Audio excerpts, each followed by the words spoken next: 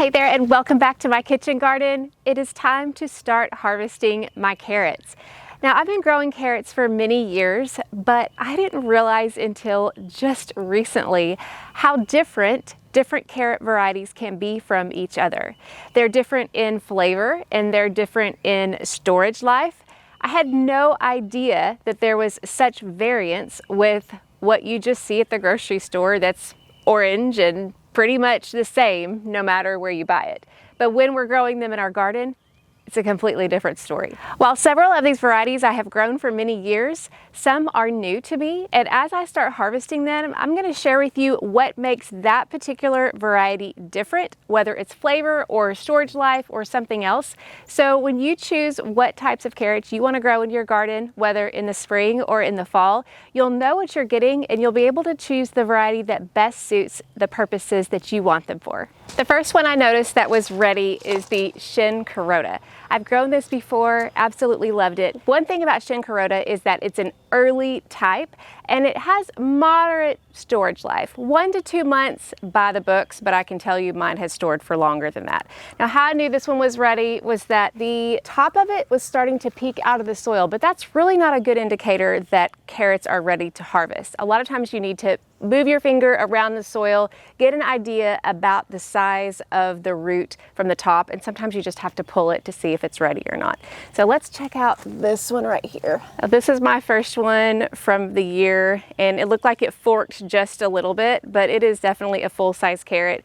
The carrot tops will be different sizes, but if they're really tall, then that's a good indication that these are almost ready to harvest, and it's good to check them. So let's check out what else we have with the Shincurota. Typically, you wouldn't want to just pull carrots by the top like that or they could break, but because I know I have really loose raised bed soil, I am not worried about that. But I still want to exercise care. Now, this is a basil plant, don't want to move that. Ooh, that's a good sized one. One thing I love about these is their color. They're so bright. Next, I have new Curota. This is one that I've grown for many years. The difference is it's not supposed to be as early as Shincurota, and it's a little bit sweeter and may have a little bit better storage life, 2 to 3 months. But I'm telling you, I have gotten way longer than 2 to 3 months out of new Curota. Again, I can tell these plants are really tall and solid, and I can see by just testing out around the soil that these are ready to go. So let's try that one. Look at that. That's huge. I'm glad I didn't wait too long. That looks amazing. Let's see how the rest of the harvest is. Both the new Curota and the Shincurota are Chantenay types of carrots. And what that means is that they tend to be a little bit more thick and conical in shape, which you can see, which makes them ideal for raised beds or ground beds that may have a little bit more clay or just may not be as loose as what you would normally need for a carrot. As you can see, they can still fork and they can still turn into different shapes depending on your soil, but in general, they're a really easy variety to grow, and they're the type I would recommend most beginners. Flavor-wise, they have a strong earthy flavor with a little bit of spiciness. So if you grow these, you will definitely be telling the difference between this and what you're used to in a grocery store carrot. One other thing to watch out for is that they can grow really quickly, they can get large fast. And if they get too large, they can become a little bit woody, which would make the texture a little bit tougher. I really haven't noticed that being a problem in the carrots that I grow, but it's something to keep an eye on. The next variety that I'm seeing that I feel like is ready to harvest is Tendersweet. And Tendersweet is an imperator or imperator type carrot. What this means is that this is probably what you think of when you think of carrots. It's known as the grocery store carrot. It does require well-draining, more sandy-like soil. It's not as forgiving with clay and rocky soil. And normally it would take longer to mature, which means you need a little bit more patience. But looking at these carrots, I think these are about ready for me to harvest. Now, it could be because I'm growing the variety Tendersweet, which may be a little bit earlier, but I grew these last year and they were absolutely delicious. So let's see if they're ready. So I'm a little bit skeptical if all of these were actually Tendersweet, especially this one. The Tendersweets that I grew last year were very long and thin, and these are more conical, even these smaller ones.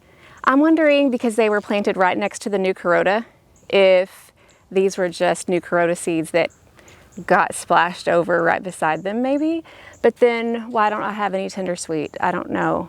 There's a couple that still don't look like they're ready, so I may hang in there and see if they need a little bit longer to mature. But I'm just starting to really think these aren't tender sweet.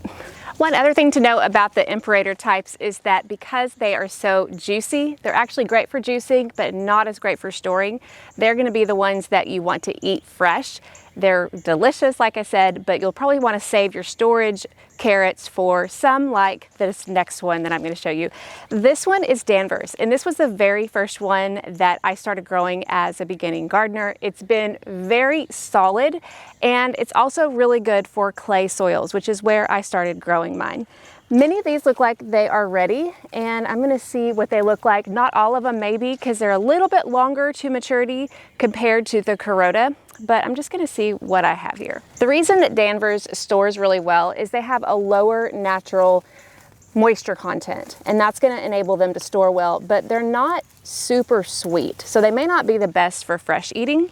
You can see that this looks very similar to the Curota, but it's got a lighter color. That's how I distinguish it best. The Curota types have this rich orange, almost glow in the dark type orange. This is more of a mild orange, but you can see also that it's tapered. It's got kind of the triangular shape, the conical shape.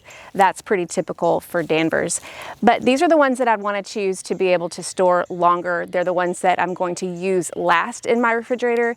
And also because they're a little bit stronger, not as good for fresh eating, they may be the ones that I'll use in cooking, in soups, or in places where the natural sweetness could come out through roasting or steaming or anything like that. That's why I think it's important to understand the different types, because depending on what you want them for, whether it's fresh eating or cooking with, you can choose the type that works best for you.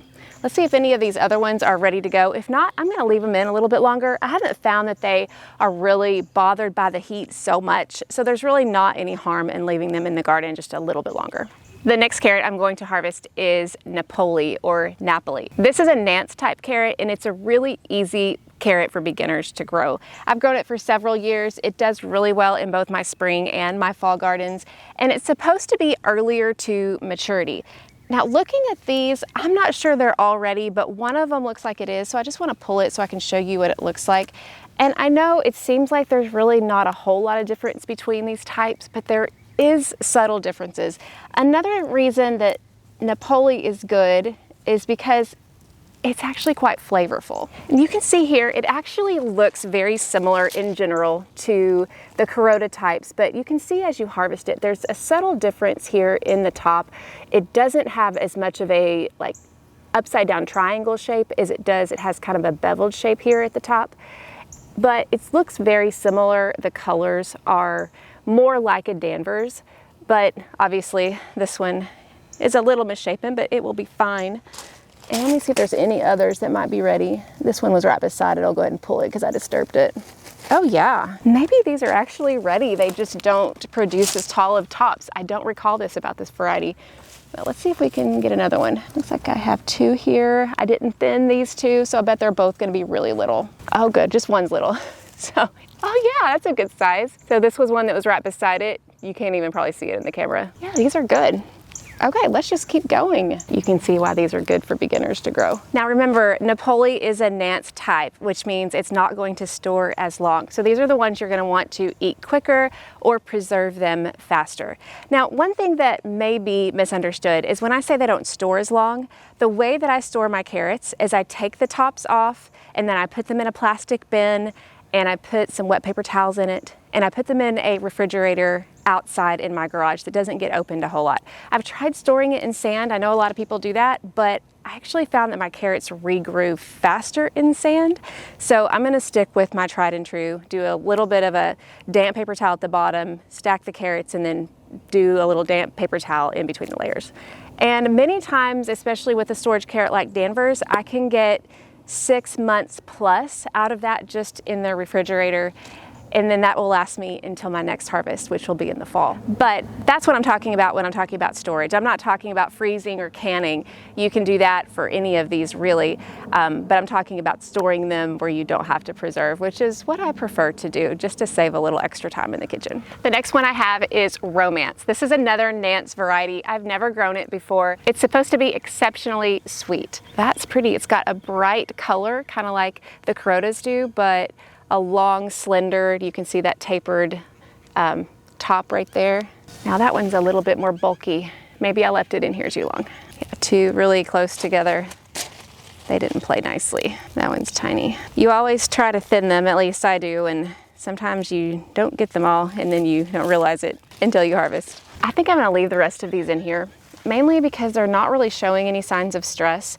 And since they're better for fresh eating, I maybe just want to wait and eat them fresh out of the garden. And then I can save my storage ones outside in the refrigerator.